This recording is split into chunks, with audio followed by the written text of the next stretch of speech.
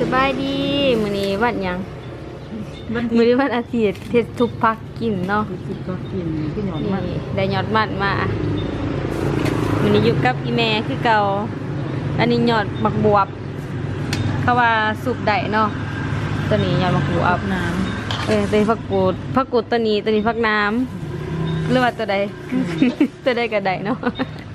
อันนี้ผักกาดเฮ็ดทุกพักกินเนาะอยู่2คนเนาะอีแม่มาปิดพักเนาะพี่น้องมันนี้จะปิดพักนั่นปิดพักกูดไปเขาปิดเอาแต่หยอดบ่อ่อนกินตัวอ่อนๆนะแกงเอาไปกินได้จะสดปิดพักอันนี้มันก็มีแต่หยาดนี่เนาะมีอยู่ตลอดเพราะกูเตือเห็นไปสื่อมันเป็นแบบมันเป็นแบบมันสับมันหัวมันยังเบิดนะหักมือนี้ได้พักงานอีหลีไปหล่ออันนี้ก็พักกูดใบมันก็กูดก็ตามใบมันเนาะบ่มันนี่พักกูดอีกแบบนึงใบสีเขียวมันเห็นไหมนี่มันพักทางตรงเนาะพักน้ำเขาจิสูบใส่ยังใส่ง่าเนาะใส่ง่าดิเขาก็บ่ได้มีหอยเนี่ยอันนั้นบ่ทันจีอันนั้นอีกมักลิ้นใหม่ยังกินลิ้นใหม่อีกจักหน่อยปิดพักแล้วจังกีเงียบเงาอยู่2คนไม่รู้กินยังไปละกันแล้วกินพักกินเกลือสุกปะกินเนื้อ บ่ได้กินเนื้ออันนั้นเขากับกินข้าวเหนียวเนาะอุ่นข้าวเหนียวตัวเก่ากินก็ได้นึ่งข้าวปลามื้อเช้านี่นึ่งข้าวแล้วก็บ่ได้กินข้าวเหนียวกินข้าวเจ้าก็เลยเหลือข้าวเหนียวจะเบิ่งแม่บรรยากาศบ้านคอยบรรยากาศแบบตะเวนกำลังสิตกผู้กำลังสิรับขอบฟ้าลมดีเป็นดีนี่แหละบ้านเมืองเขาเนาะให้เบิ่งแต่แถวนี้ก่อนอยากอยู่เงียบสงบมันมันอันบาดว่างๆแล้วสิไปถ่ายขี่รถถีบแล้วก็ล้อถ่ายให้เบิดบาดเบิดเมืองเนาะโอ้หมอนี่เยียบลูกที่อันนั้นต้องเก็บก็ได้ที่นี่ที่มาเรียนใหม่บอกกระไดอยู่ที่นี่ปูปักอยู่พักเนาะเดี๋ยวเราไปล้างพักเนาะไปยังบ่ได้เอาน้ำหมอเยอะไม่ก็เจอนี่เด้พักล้างแล้วบ่แม่จะน้อยทาให้สฟนเราอันนั้นเมียนนี่แล้วกันเนาะเราบ่ทันได้มือพี่จี้แล้วว่ามักลิ้นใหม่ได้เลยออกมาจีใส่เบื้องนี้เนาะบ่ได้ดังไฟจีใส่เตาแก๊สเลย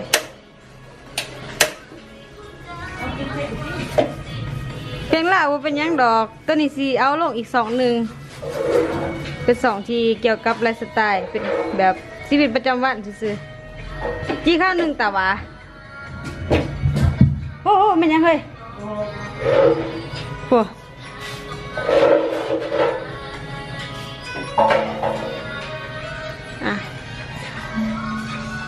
เจ้าจงทุกวันที่เจ้าหวนคืนแน่กำลังม่วนแม่อยากจะใส่คลิปและในมือนี้ยุคนี้ได้นี่ข้าวเฝ้าจังสิตะวะเฮ้ยข้าวเฝ้าจังสิตะวะหรือว่าเอาใหม่อย่างนั้นมาไกลทั้งเถิงหน่อยหนึ่งอย่ามันตันหูแก๊สบอกขึ้นซ้ำโอ้ยคือสิแมนแบบนี้แหละ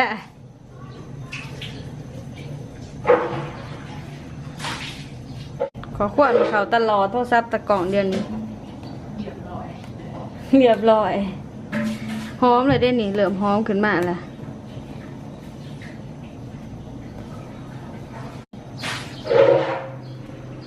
จะเฮ็ดยังล่ะทุกคนจะเฮ็ดยังโอ้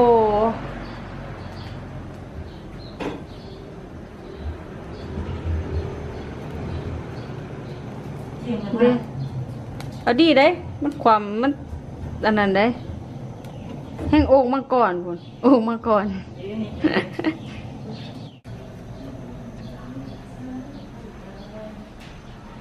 อันนี้บรรยากาศหลังบ้านเฮาเด้อ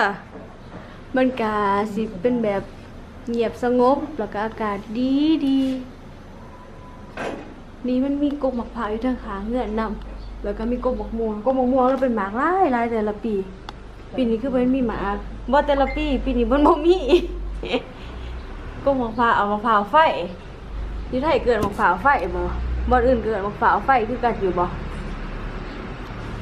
เนี่ยมะพร้าวที่มันเป็นสีส้มเขาเอิ้นว่ามะพร้าวไฟทำแม่กะจีนี่ต่อมักลิ้นใหม่ช่วงนี้อากาศดีเนาะ6 โมงแล้วยังท้องฟ้าเป็นบ่ทันได้ตะเวนตกดินโอ้มันหลอกออกไหมมันเป็นหลอกๆอย่างสินี่เด้หลอกออกหอมเนาะหอม มันเย็นแล้วก็ขูดออกเลยจังเป็นล่างพวกออก เขาสิไปล้างพักก่อนดอกคิงเด้ต้องเลยจี้คิงอีกคิงเขาเหมือนเขาใส่ตั้มแก้วเบิดเลย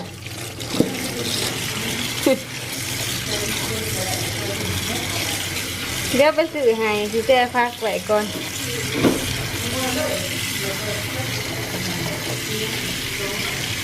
ซื้อคิงก็บอกพริกหน่อยพริกซุปนอกซื้อกันก็บอกพริกหน่อยได้เงิน4,000 กีบไปซื้อคิงกับบักพริกเอากระแจกก่อนเปิดกันคือเก่าสตาร์ทโป้ถ้าแม่เฮ็ดยังเด้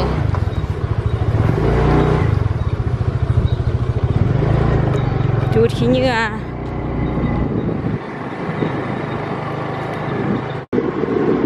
บ่มัวละ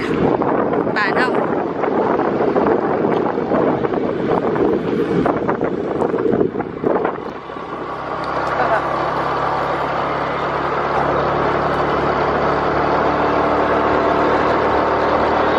เวทตกดินเบิ่งนี่ให้งามกว่าแถวบ้านเฮาอีก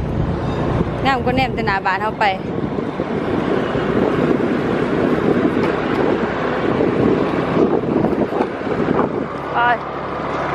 ขี่รถ2 มื้อจับกล่องบ่ได้เดี๋ยวเขาสิตำคอหอยเอ้าคันนี้คือขี่แบบนี้วะเอ้าเป็นหยังอ่ะ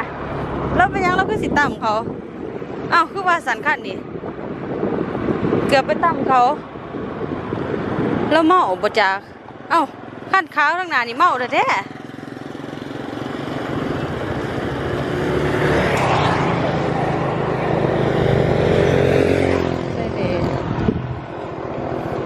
ซื้อในคิงมีบ่คิงแน่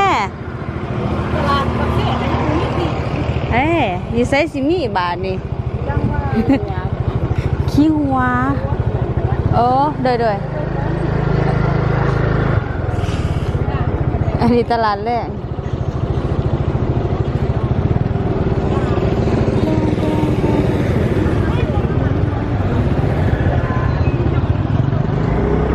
ไปถามอีกหาหนึ่งก่อน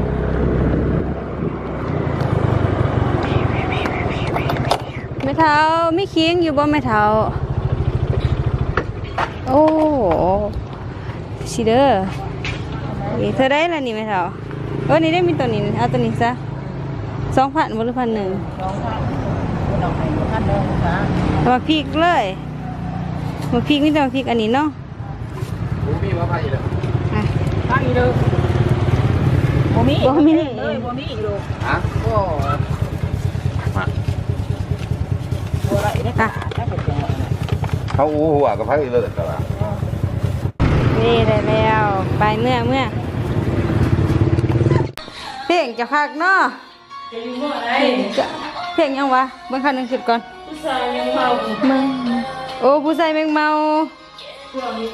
จะไม่นะเด้อไปหูฟังของหายเด้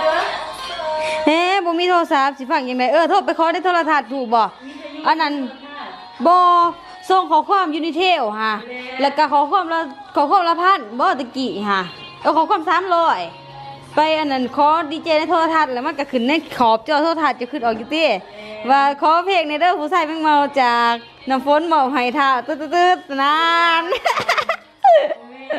ไปหาหลังพักดีกว่าปฐมหลังพักต่อเขาบ่เคยใส่ด้วยเสือกากว่าอีหลีบ่ก็ปล่อยหันใหญ่มากผมก็แต่งโตคือผู้ชายเลยเขาบ่ได้แต่งโตแบบผู้หญิงจ้าเถื่อเสื้อกอกเสื้อกล้ามนี่บ่ได้ใส่ได้เด้อซื้อแต่เสื้อยืดทรงขาสั้นแบบซ้ำหัวเข่าบ่แม่นทรงขาสั้นแบบจ้ำคือเดียวนี้ เสียงหัวเดี๋ยวเฮาล้างก่อนเด้ออันเดียกนี่ก็ใส่จนแบบว่าคุ้มค่าแตกทั้งปากแตกทั้งอันนี้นี่เฮาสิไปเอามักลินใหม่แต่ไฟก่อนมันมืดเอามักลินใหม่ไปล่ะเพลงยังวะขาเจ้ากัดแจ้งยังไงโอ้ล่างมักลินใหม่นอกนี่เฮาโกดออกนี่แบบนี้นี่เด้ล่างง่ายๆคุณนะติงล่าวติงดาราล่าวตะกี้จักโนก็คือเว้นดังคือดาราไทยโนคือดาราไทยกระเถาแก่ไปก็ยังดังอยู่ใดโนล่ะบ่มีไผซัพพอร์ตหลาย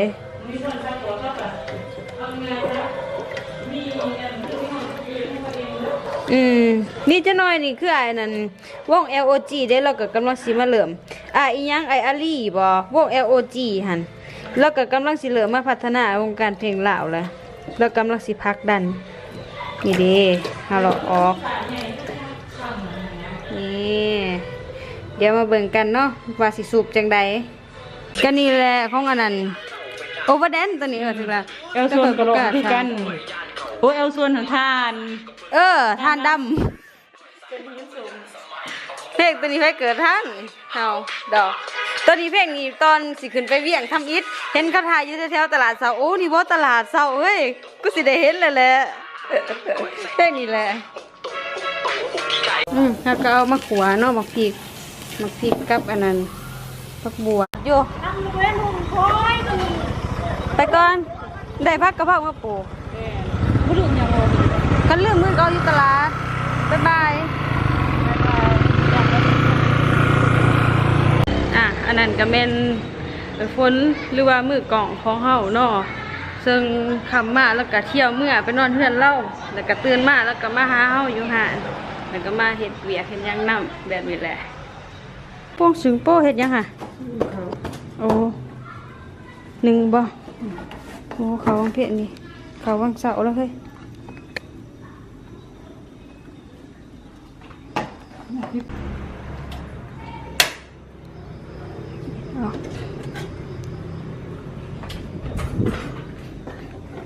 เวลาอันนั้นทองฟ้าเบิ่งในกล่องนะมันเป็นสีฟ้าแบบนี้เนาะฟ้าต่างกันมันบ่ได้ฟ้าแบบว่าเห็นแล้วฟ้ากี่ตัวขนาดมีเดือนเห็นเดือนอยู่โอ้ทุกคนมันปวดแล้วต้องสิลวกพักเนาะเขาก็ต้องใส่เกลือในนั้นเพื่อบ่ให้มันพักเขาเป็นสีสัมๆแม่สิเอาเบิดหรือบ่ดีเนาะเบิ่งก่อนตามความเหมาะสมพอแล้วบ่เนี่ยมากินใหม่อีกพอละลวกซ้ำนั่นแหละบ่ลวกหลายดอก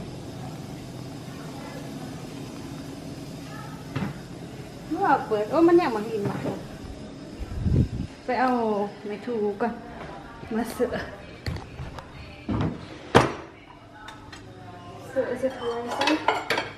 แล้วก็คนจะถวยแล้วเอาไม้ถูก่อนไปเสือพักกันแลนเขาห้องขึ้นอายแล้วเดี๋ยวเขาอีก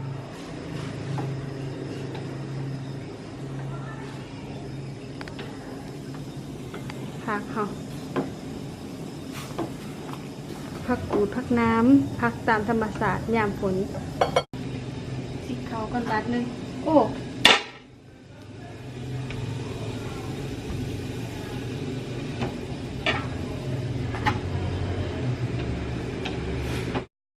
อยู่2 คนเนาะบ่ได้เปลืองหยังพอดีสวยแบบนี้เลยเนาะบ่ได้ใส่กระตังซ้ำว่าบ่ใส่กระตังอีก เสื้อเดี๋ยวนี้ไม่ขอยิน มันเขาน้อยเดียวเด้เขาลายยังว่าใส่กระตังเดี๋ยว ยังไม่ได้เสร็จ นี่พอแล้วบ่มันสิเปื่อยซื้อพักก่อน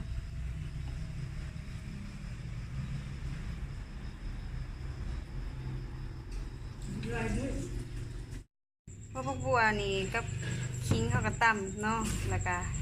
เอามาใส่ในสุปพักแม่เพิ่นก็สิซอยมักลินใหม่ได้เรื่องอยู่บ่ซ้ำนั้นหรือว่าต้องเก็บขอบมันออกอีก บริเกตพี่ พักน้อยหน่อยตัวนี้ได้อยู่ อันนี้แกยังมาเก็บทิ้ง โอ้สวยเซในซุปเนาะซุปอยู่บ่ล่ะซุปที่นอกนอกหลอกได้ปะนี่ หวานหอมมันหวานเห็นไหม ดูสิ จังเกียง โอ้แถวเพื่อนครับจ้ะ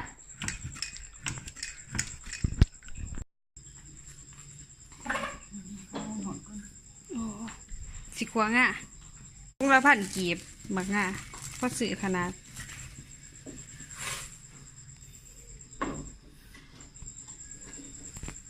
มนุษย์แม่ที่เฮ็ดของกินทำทดสอบมนุษย์ลูก มันแกง แล้วออกกินสิเลย มันก็ออกมันมีหูหน่อยหนึ่ง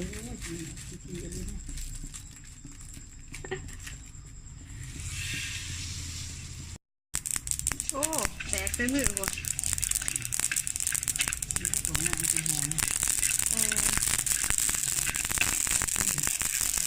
พ่อแล้วมันตำต่อไปขัวแล้วก็มาตำ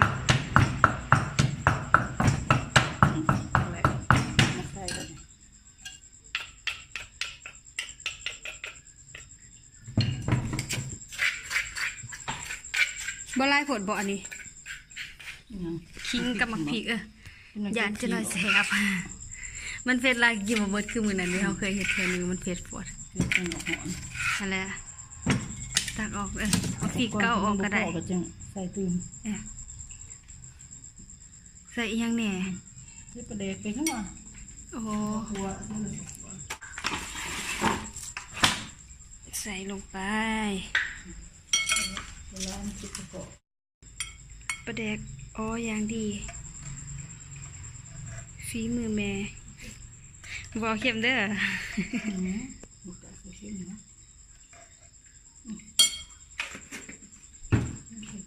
ย่างไปใส่ตื่น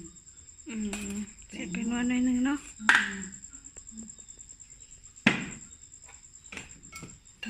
ก็เฮ็ดง่ายๆเนาะสุกพักง่ายๆบางคนคันว่าเขามีเครื่องครบต้องใส่หัวหอยเนาะแล้วเขาก็บ่มักปานใดหัวหอย มันจะบ่อยากเลย กินคู่มือแหละส่วนนี้กินแต่หอยโอ้เป็นตาเสียเว้ยป้าดิจ้ะไปแล้วอยู่กระติบเขาไปโป่งละ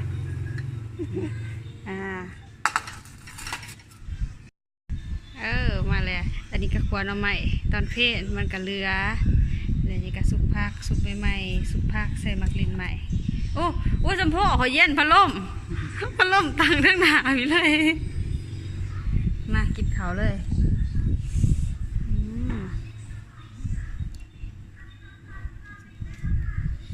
เขากับสุกพักนี่กินแบบนี้เด้อ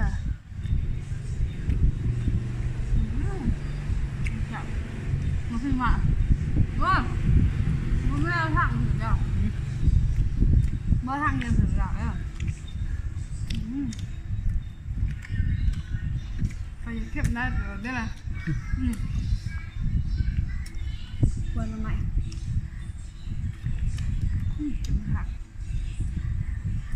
ไปกันเด้อคลิปนี้ข้ออยากไปกินเขาเสียกับแม่กันเด้อ